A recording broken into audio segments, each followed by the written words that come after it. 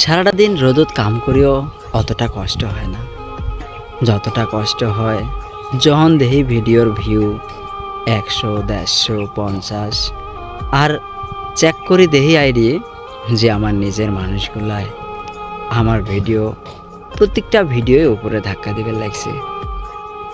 আর তখন বেশি কষ্ট হয়, এতটা কষ্ট হয় যে মনে হয় আমি ফেসবুকে কোনো দিন সাকসেসই হতে পারিনি। জানি না আমার ফেসবুকে সাকসেস হতে পারবো কিনা। তবে আমার একটা কথা কি জানো, আমার নিজের মানুষগুলাই যে আমার ভিডিও শেয়ার করে না, আর তোমাদেরকেও তো আমি কোনোদিন দেখিও নাই, তোমাদের তো আমি চিনিও না।